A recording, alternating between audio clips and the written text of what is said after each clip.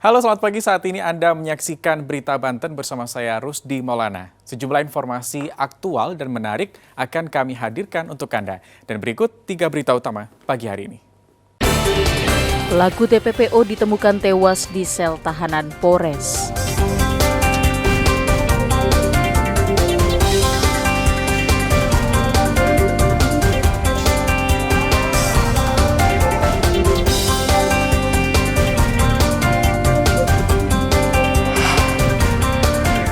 Tipu belasan fans boyband Korea, calo tiket ditangkap polisi.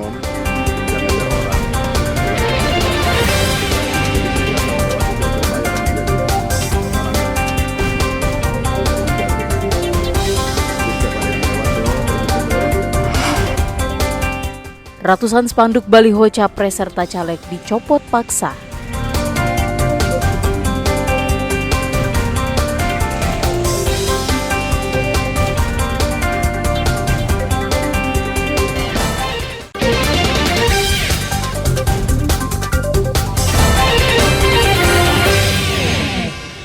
Seorang tersangka kasus TPPO yang saat ini ditahan di sel tahanan Polres Pandeglang ditemukan meninggal dunia dalam kondisi tergantung dengan menggunakan tali kolor di dalam sel tahanan Polres Pandeglang. Tewasnya tersangka bernama MS dengan cara gantung diri diduga mengalami depresi karena sanksi yang akan ia jalani. MS ditemukan tewas pada pukul 6 pagi. Atas kejadian tersebut polisi sudah memeriksa 14 saksi. Dari hasil visum tidak ditemukan luka kekerasan dan diduga MS mengakhiri hidupnya dengan cara gantung diri. Kami juga baru menerima hasil alat bukti visum yang dikeluarkan oleh dokter forensik. Kemudian dari hasil visum tersebut kami melaksanakan gelar perkara.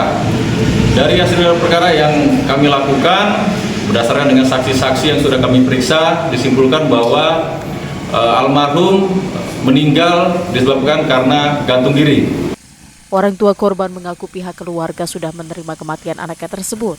Polisi awalnya sempat menawarkan otopsi untuk jenazah MS, namun pihak keluarga menolak. Udah nggak ada apa-apanya, nggak ada bekasnya, cuma ini doang katanya gitu. Lebam ini doang, tapi tubuhnya mah nggak ada yang luka. Gitu. Itu keluarga sempat ke sana Pak nengok? Orang 4 orang, yang 3 orang pertama, yang 1 orangnya sama Kapolsek sana, itu saya. Gitu. Itu kejadiannya waktu kapan Pak? Kejadiannya tuh hari Selasa. Tanggal 20 Juni lalu, kasus perdagangan orang yang dilakukan MS alias Bacong pernah menyita perhatian Menteri Sosial Tri Risma Harini. Mensos mendatangi Bacong yang saat itu tengah digelar kasusnya. Mensos sempat memarahi pelaku karena tindak kejahatannya. Namun pihak keluarga hanya berharap agar masyarakat termasuk korban TPPO bisa memaafkan kesalahan almarhum. Ariel Maranus dan Andre Sopian melaporkan dari Kabupaten Pandeglang. Sejumlah elemen wisata di Carita mencari sejumlah oknum yang memungut uang terhadap wisatawan di Pantai Lipo, Kecamatan Carita, Kabupaten Pandeglang. Video yang viral tersebut membuat geram masyarakat setempat.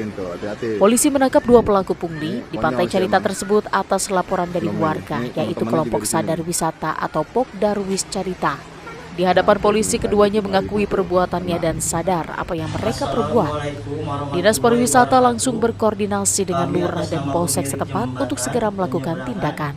Di arus sungai Pantai Carita yang viral soal pungutan sebesar Rp5.000, kami mohon maaf yang sebesar-besarnya kepada masyarakat Carita dan pengunjung. Kan itu kan yang namanya jembatan gopek itu ya, jembatan goceng itu adanya di wilayah Lipo ya, di objek wisata Lipo dan Pantai Warawiri. Jadi di luar kewenangan Dinas Pariwisata. Kadis Dispar juga sudah melakukan langkah cepat agar wisatawan yang mendapatkan pungli di Pantai Carita agar melaporkan langsung ke Polsek Carita dan kantor desa setempat. Ariel Maranus dan Andre Sopian melaporkan dari Kabupaten Pandeglang. Memasuki ajaran baru, jumlah permintaan peralatan sekolah meningkat tajam. Tingginya permintaan berdampak positif bagi pengrajin tas sekolah yang berada di Kampung Margaluyu, Kecamatan Kasemen, Kota Serang. Permintaan sudah terjadi sejak 1 bulan terakhir. Tidak hanya di wilayah Serang, tas hasil produk pengrajin di daerah ini juga dikirim hingga ke sejumlah wilayah di Jabodetabek. Dalam sehari karyawan bisa menghasilkan belasan lusin tas sekolah berbagai jenis dan ukuran. Saat ajaran baru, omset penjualan tas bisa meningkat hingga 150 juta rupiah per bulan. Tapi alhamdulillah lah, daripada kemarin itu ada peningkatan sedikit. Peningkatannya berapa persen? Apanya? Peningkatannya berapa persen? Kalau sekarang ini sekitar 20-30% lah buat sekarang ini gitu kan, daripada tahun-tahun sebelum COVID dulu gitu kan. Per hari bisa produksi berapa lusin? Kalau ini hitungannya kalau tas itu bukan per hari ya, itu minimal tuh per minggu.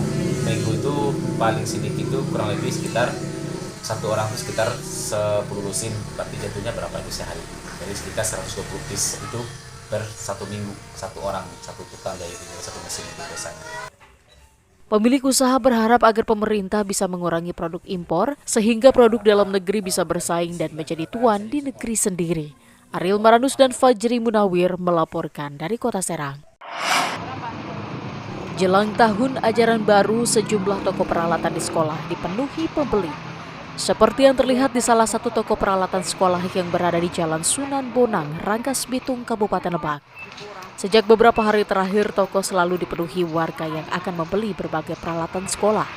Selain seragam baru, beberapa peralatan sekolah yang banyak diburu diantaranya buku, pensil, ballpoint, kaos kaki, tas, dan sejumlah peralatan sekolah lainnya.